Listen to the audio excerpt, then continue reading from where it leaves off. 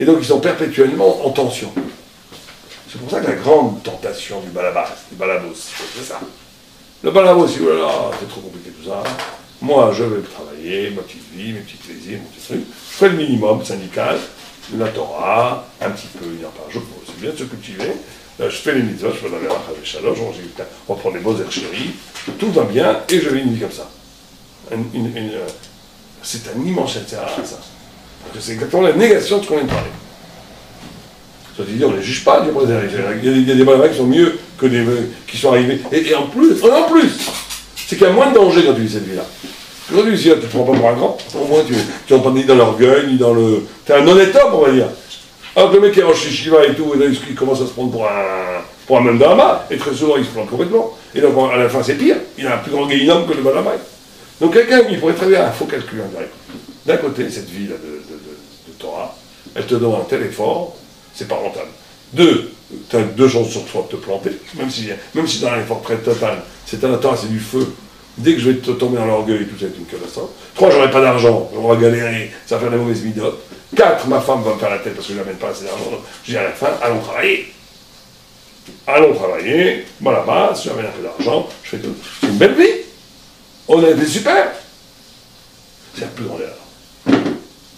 Pour ceux qui peuvent étudier et grandir, c'est la plus grande erreur et c'est le plus grand cauchemar. C'est l'erreur radicale. Parce qu'il n'y a de vie que quand on tend vers la perfection, quand on tend vers cette grandeur de la mort. C'est le sens même de la vie. C'est l'essence même de la vie. Et nous passons notre temps à trahir cette essence. On passe notre temps à trahir cette essence. Ceci dit, c'est vrai qu'il y a 3 chances sur 4 de se planter. C'est certain. C'est certain. Et puis là, en plus, je suis gentil. D'abord, même 9 chances sur 10 de prendre. Mais c'est comme j'avais un grand rap qui disait, don't play the small game, play the big game. Ne joue pas le petit jeu, joue le grand jeu. Il y a des gens, la plupart, ils jouent le petit jeu. Ils jouent le grand jeu. Le grand jeu, c'est prendre dans ta conscience l'éternité. Alors, tu as gagné dans le petit jeu, là. Tu as gagné le petit jeu. Les gens, ils te connaissent, t'as frimé, t'as eu de l'argent, t'as eu du caveau. C'est le petit jeu, c'est nul, ça. Après la mort, tout ça, c'est nul. C'est comme un mec qui mange plein. Après, il a mal au ventre, après il va aux toilettes, c'est horrible. Et ben, au moment où il croit qu'il avait gagné, je mange, mais il a fait, c'est horrible. Et ben, c'est exactement pareil que le reste.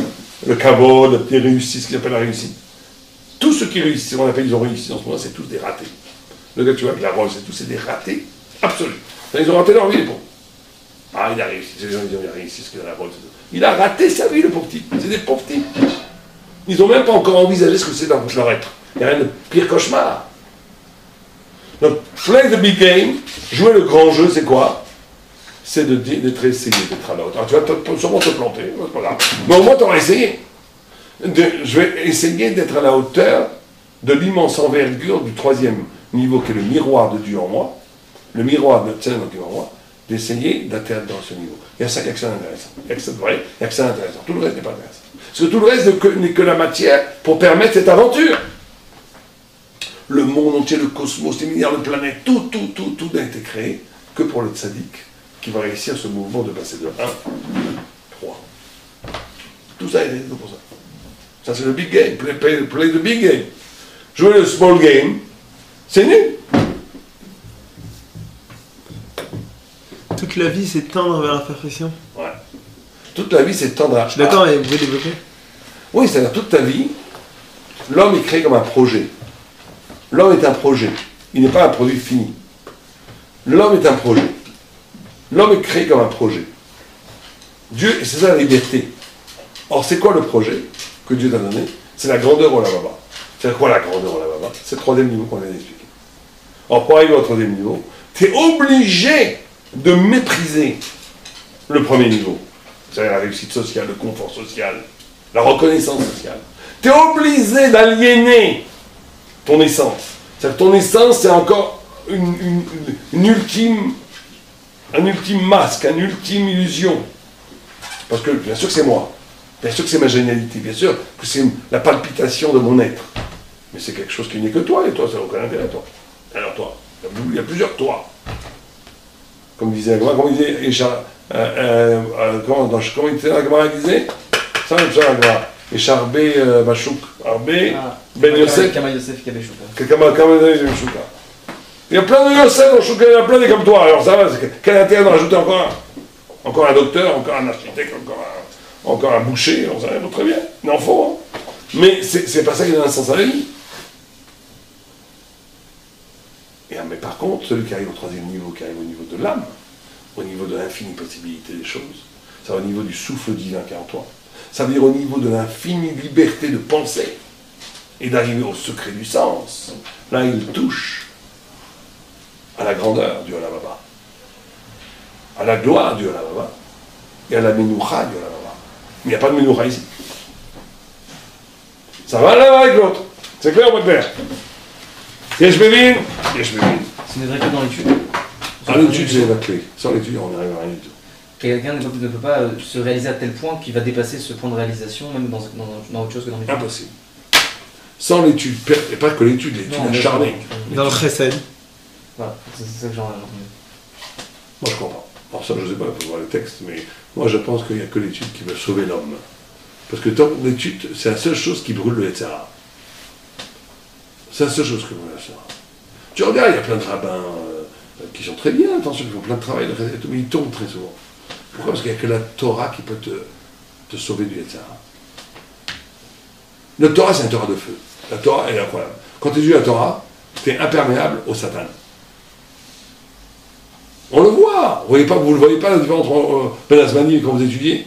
Quand il dit Ben Azmani, les gens ils sont en danger, moi je dis ils sont en danger. Ben Azmani, dès que tu lâches l'étude de la Torah, moi je le vois tout le temps, hein, dès que tu lâches l'étude de la Torah, tu es en danger. Il faut se méfier devant plus. Tu es en danger de tous les Yetzirah. Pourquoi? Parce que tu retombes dans la relaxe du monde, c'est sympa, on boit le café, on boit des copains, même si tu vas faire pour des mitzvot, même si tu vas chercher de l'argent pour les chivas et tout, tu rentres dans le monde. Dès que tu rentres dans le monde, oh, t'as plus la Torah avec toi, c'est très dangereux. Parce que le monde lui-même, il a ses principes, il a ses forces, il a toutes ces qui t'entraînent, très très dur. Mais quand tu es dans l'étude de la Torah, tu es dans un feu dévorant, qui dévore tous les autres feux. Badou nous c'est. On ne peut pas arriver à un niveau de désengagement de soi-même. Et même le chesed, je dis. Tu ne peux faire du vrai chesed que quand tu étudies la Torah, d'après moi. Parce que l'étude de la Torah, elle te donne une dimension de désinvestissement, ou plutôt dessaisissement de la personne. Tu es dans la joie de faire ce que Dieu veut. C'est tout parce que Dieu veut, c'est tout. C'est pas je fais du chesed. Comme disait Rav Shapira, il y avait quelqu'un qui disait, je ne sais plus quel Rav il disait, il y a des gens qui aiment tellement faire le chesed qu'ils sont contents que les gens souffrent pour qu'ils puissent faire du chesed. Tu comprends la perversion de l'histoire. C'est la folie. Bon, sans aller jusqu'à là, c'est évident que d'échapper à la malédiction de la limite humaine, ça ne peut être que par la Torah. Bien, continuons, vers ועוד אמרו על האדם אשר נמצא בו התורה ראוי להרחיק עצמו מן התאווה הגשמית. Toute personne qui a la Torah en lui doit s'éloigner de l'envie matérielle. ורגל עובדים אמר רבי יצחק כל הנהנה מסעודת הרשות לסוף גולה. שנאמר האוכלים כרים מצאן ועגלים מתוך מאבק וכתיב בתרי לכן עתה יגלו בראש גולים עד כאן. Dans Psachim dit que toute personne qui profiterait d'une Seouda, alors Seouda de Reshut, c'est-à-dire même si elle est autorisée, elle n'est pas une mitzvah. Okay, voilà, qui n'est pas ok. Alors à la fin, hein, il viendra être donc être gaulé, être déporté. L'exil. C'est-à-dire que si quelqu'un, c'est bizarre, si quelqu'un va dans un banquet stam, il participe à un banquet, comme les gens qui font à la Esh, à Yatzmaout, genre Reshut. Donc ça c'est ils seront gaulés. Ils seront exilés un jour. Exilés dans quel sens? Exilés, ils vont perdre ou leur ville, ou bien ils vont sortir d'Israël. Il y aura la notion de galout. Une galout gachon. Gachmi. Vas-y. באו לעבר גנת התלמיד חכם כאשר אין לו הנהגה הראויה לתלמיד חכם שראוי שיהיה לו הרחקה מן הנאות הגוף שזה ראוי אל האדם שהוא שכלי כמו שהוא תלמיד חכם. Donc il dit qu'effectivement qu'un Talmid Chacham qui est l'esprit, s'ils commencent à se complaire dans des festivités qui n'ont pas un sens de mitzvah, ils trahissent son essence de Talmid Chacham. Ça c'est clair. Vas-y. וביאור זה כי כאשר הוא נהנה מסעודת הרשות, שרודף אחר הנאות הגוף כי סעודת מצווה אינה סעודה עניין גופני שהרי מצווה יש בזה, כאשר הסעודה להנאתו נמשך אחר הגוף לכן הוא ראוי לגלות. C'est pas chaud. En vérité, ce qu'il dit là, on va pas pendant des heures, c'est que, pour nous en tous les cas, ce qui est important, c'est que dès que tu vas au restaurant, dès que tu vas boire un café, dès que tu vis là, tu vas faire une petite fête avec les amis, si tu le fais stam, c'est une catastrophe. Tu rentres dans l'exil de toi-même. Parce que tu trahis, tu es dans l'exil, c'est bien sûr symbolique l'exil, et pas que tu vas être gaulé. C'est-à-dire tu es à côté de toi, tu es à côté de ce que tu as investi. Donc tu es en train de trahir ton propre investissement d'études à toi. Donc pour nous, ce qui est important, c'est toujours donner du sens. C'est-à-dire que tu vas au restaurant, tu invites ta fille, ton père, ta mère, tu essaies de faire une mitzvah. Tu essaies il faut maintenant faut le faire, il faut qu'on c'est les vacances, on va aller au restaurant, ce que tu veux. Il faut que ça ait un sens. Tu ne peux pas stam aller au restaurant. Un juif, il ne va pas stam au restaurant. S'il va au restaurant avec sa femme et ses enfants, c'est pour arriver à faire un rapprochement familial. C'est pour éduquer ses enfants. C'est pour dire des devoirs Torah. Il faut un sens aux choses. Dès qu'on perd, on est dans le rythme de la bonne vie qui va comme elle va, on est en exil. On se met soi-même en exil. C'est quoi l'exil? C'est la dichotomie, la distorsion entre la vérité et la réalité. C'est l'exil. Donc je vis une réalité qui est complètement à côté de ma vérité. Donc on est obligé tout le temps de connecter la réalité à la vérité. C'est ça qui empêche l'exil. Or, il faut le faire, il ne faut pas trop en abuser. Il y a des fois tu peux en abuser, tu peux donner du sens à tout. Ouais, on va aller faire du ski, pourquoi? Parce que ça a un sens. Oh, on va aller voir un film, pourquoi? Parce que ça a un grand sens, ça va apprendre le monde, pour connaître ça à la Torah. Oh, on va aller faire une partie de billard, pourquoi? Ça a un sens. Bon, il faut faire attention de ne pas trop se mentir non plus. Mais c'est important de donner un sens aux choses. Un certain niveau de vérité de sens. Tu n'as pas besoin d'être les grands sadiques qu'on peut te trahir à chaque instant. Bien sûr qu'il faudrait, mais tu ne peux pas l'être. Donc au moins tu donnes un sens savir. De donner un sens savir aux choses. Vas-y. כי האדם דבק בעליונים ובשביל שיש לו דבקות לשם, אינו זז ואינו גולה ממקומו. Une personne qui donc se rapproche avec ce qui est en haut, et donc qui a un rapprochement, un contact avec Akadosh Baruch Hu, alors c'est une personne qui ne bouge pas et qui n'est pas exilée. Et cette relation, cette connexion peut se faire qu'à travers l'intellect. או יבשר ממנו החיבור אז יבשר ממנו החיבור והדבקות אשר לאדם העליונים כאשר הוא שכלי. Une personne qui serait donc attirée par les cocktails. Voilà.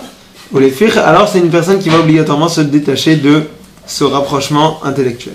Ou le fiqh אמר כי האדם כזה אין לו דבקות למעלה ולקח, אמר כי לבסוף גולה ודבר זה עוד רמזו חכמים במדרש. לא גלו 10 השבטים רק בשביל היין. שנאמר ויתגל בתוך העולם.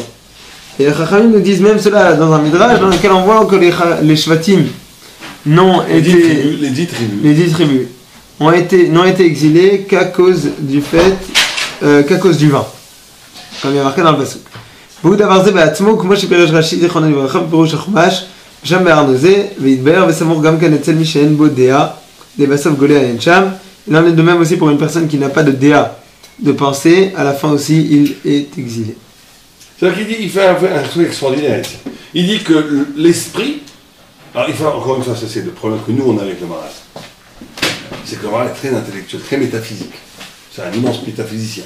Et le problème c'est que nous on est plutôt dans une pensée ramchalienne, qu'au lieu de refuser le réel, on sanctifie le réel. Bon, mais là lui il dans son savoir. C'est-à-dire que lui il dit deux choses qui sont fondamentales. Il dit l'éparpillement, la grande menace de la vie intellectuelle, c'est quoi? La notion d'éparpillement, s'éparpiller.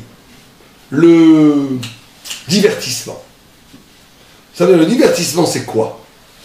C'est une façon d'exister où je passe le temps maintenant, le temps que je passe, moi je vois un film, je vois un match de foot.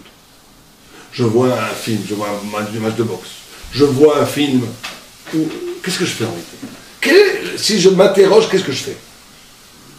Qu'est-ce que je fais à cet instant? Parlons sérieusement. Quand quelqu'un Je m'enfuis. il voit un film, qu'est-ce qu'il fait? Je m'enfuis de mon moi. Exactement. Qu'est-ce qu'il veut? Il veut s'oublier. Il veut s'oublier. C'est quoi qu'il veut s'oublier? Il veut être dans la jouissance pure d'un divertissement qui annule sa grandeur, qui annule sa fixité. C'est la deuxième chose qu'il dit. Il dit l'esprit, il transcende l'espace et le temps. L'esprit, où que tu sois, est plus fort que l'environnement. La vie de l'esprit est une pluie qui brille à partir de l'esprit et qui illumine le monde. C'est pas le monde qui illumine l'esprit, c'est le contraire.